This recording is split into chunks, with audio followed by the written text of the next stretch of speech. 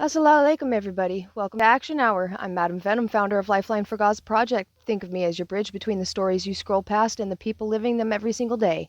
Today, I'm not sharing just another story, I'm sharing the reality of real people. So grab your snacks, your feelings, and let's get into it. Today's Action Hour is brought to us by Mushyr Al-Najjar and the children he's fighting to keep alive. Mushyr is 25 years old from Gaza, and before the war his family lived in a small home that held laughter, warmth, and hope. Now that home is rubble, and he and his loved ones are living in a torn tent among the ruins, exposed to the cold, the rain, and the kind of fear that never really leaves the body. They've been displaced more than 9 times, moving again and again, trying to outrun bombs and death in a place where safety simply doesn't exist anymore. One tent nearby was bombed, and in that attack Mushyr was injured in his leg.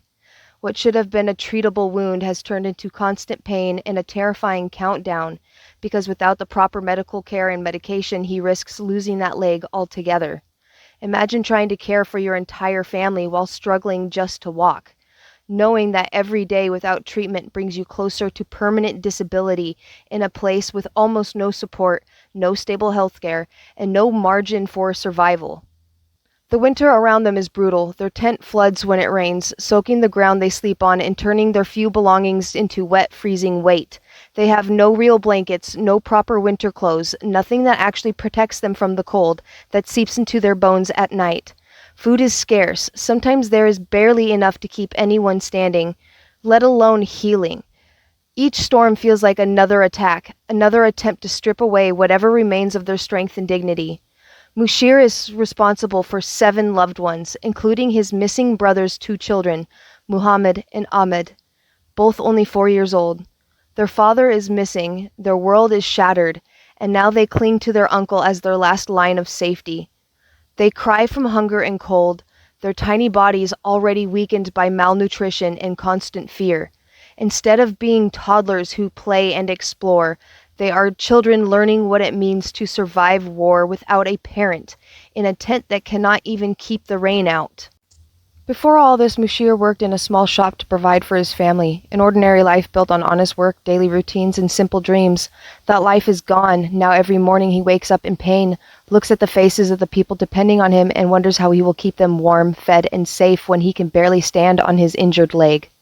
He tries to comfort them when he has almost nothing left to give but his presence and his determination not to give up. Right now, your support can mean the difference between Mushyr keeping his leg or losing it in a war zone with no support system. It can mean Muhammad and Ahmed have food in their stomachs and warm clothes on their backs instead of shivering through the night in thin, wet layers.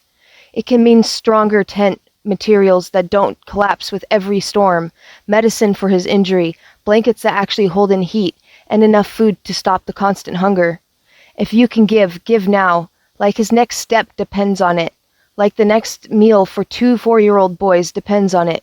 Because it does. If you can't give, then share Mushyr's story, like your voice is the only thing standing between his family and being forgotten. Say their names, Mushyr, Muhammad, and Ahmed. Talk about the 25-year-old in Gaza who may lose his leg without treatment, who is raising his missing brother's children in a flooded tent, who has already lost his home 9 times over and is still choosing hope. Don't forget to like, comment, share, subscribe, follow, repost, whatever. Keep talking about them even if you're alone. Don't let silence win, and don't forget about them.